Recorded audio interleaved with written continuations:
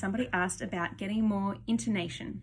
So they are a school teacher and feel like when they are speaking to their students in class, they feel like they're speaking in a monotone. So what is a monotone? A monotone is where if I'm speaking and I'm just staying on the same pitch and I'm not really varying my pitch at all, I'm just speaking on the same pitch. This is a monotone. This is a monotone way of speaking.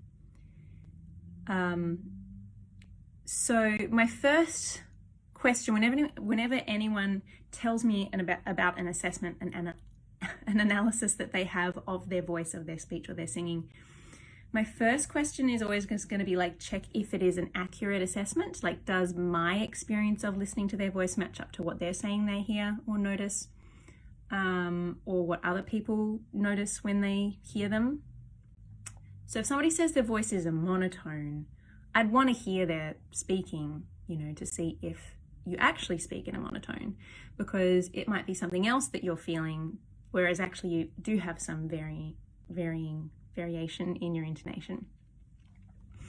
And then also, like, and I spoke a little bit about this in the last video that I posted, A, is the assessment accurate, and B, is there actually a problem? Like, I just want to question all of our assumptions about what is a right and wrong way to do things like singing or speaking. So, is it a bad thing to speak in a monotone? That, could be open to interpretation, but you're right. If you are speaking in a really consistent monotone, you're probably more likely to lose the attention of the people that you're speaking to. So, my first suggestion for feeling like you speak with a monotone would be to really engage with what you're saying.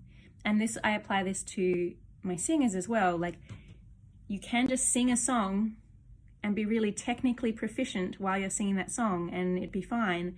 But if you're like thinking about something else and you're not really engaging with the lyrical content, the story that you're actually telling, the emotions of that story, then energetically the performance is probably going to fall a little bit flat.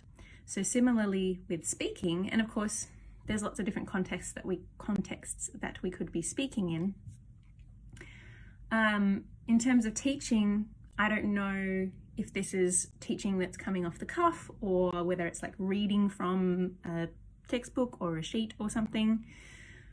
But if you're actually interested in what you're saying and teaching, and you feel that it's of use to them, and you're actually paying attention to what you're saying instead of just like going on autopilot, that's going to be something that will create more variation in your speaking.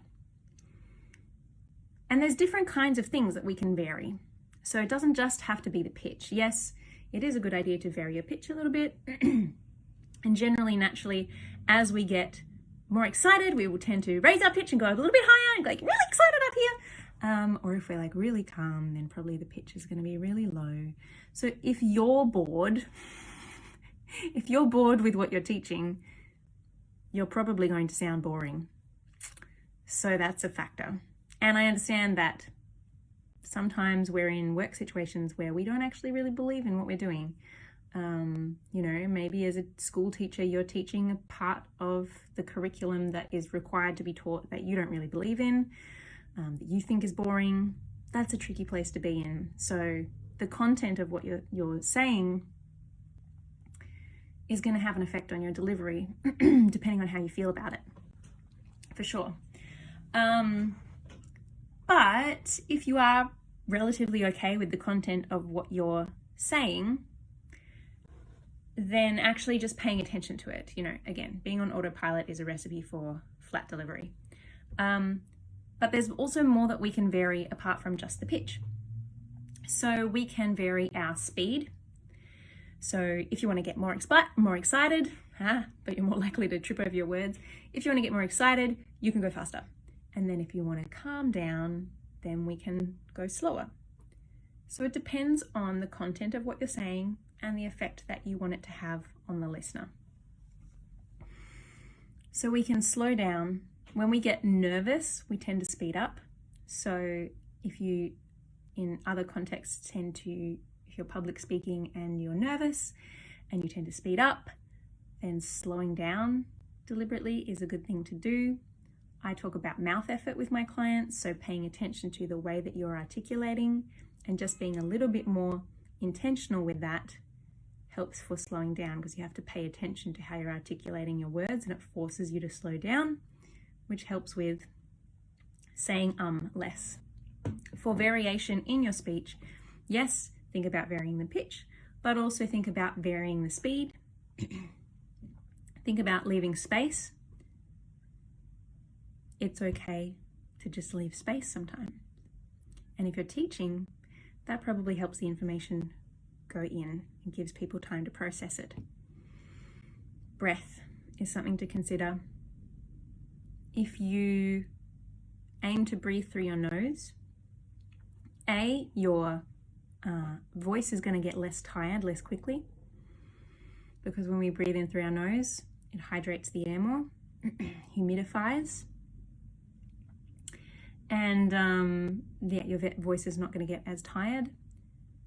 And it forces you to slow down when you're breathing in through your nose, because it's much harder to take a quick breath through the nose than it is through the mouth. So that's something to consider.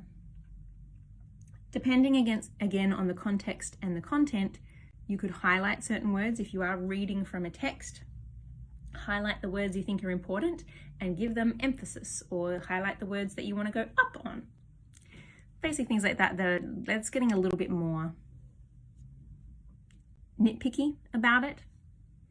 I would say focus on engaging with the content of what you're saying and thinking of it like a conversation, like actually having a conversation, not just running on autopilot, regardless of what the content is that you're actually saying. Then the last thing that I would say, if you really do feel like you tend to hang out on a monotone and it's very hard for you to get out of that, practicing slides, glides, or sirens, 3 words for the same thing, for feeling how different pitches feel in your voice. So if I was to do like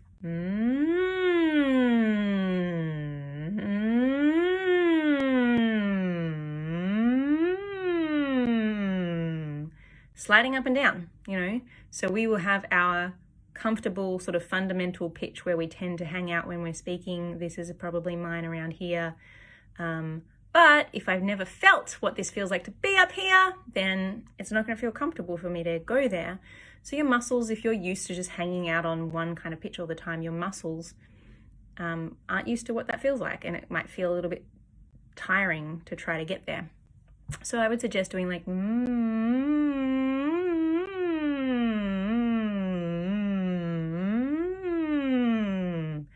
sliding around. I'm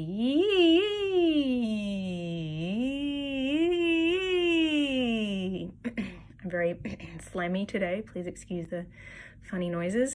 But yeah, just sliding around through different pitches, gliding, sliding, sirening, whatever you want to call it. Then you could do like number counting. So you could count from like 1, 2, 3, 4, 5, 6, 7, 8, 9, 10, 9, 8, 7, 6. Like, it doesn't matter what the pitches are. It doesn't have to sound musical. It doesn't have to be like a musical scale, but just doing things where you're practicing using your voice at different pitches. And then, yeah, just practice. Like, practice reading aloud, recording yourself and listening back, and focusing on, can I engage with what I'm saying and let the pitch come up and let it relax back down again. So those would be my suggestions. I'm definitely not like a public speaking expert, but based on what I understand of the voice and how we think about the voice, those would be my suggestions if you feel like you're tending to be a bit of a monotonous speaker. I would love to hear from anybody who feels like they have that problem. Let me know if you feel like this is helpful, and if you have any other suggestions or questions. And yeah, if you have questions for something else you want me to do a video on, drop it below. Maybe one day I'll get to the point where I can do them in 3 to 5 minutes instead of 10 minutes, but we'll see. Okay. Bye, everybody.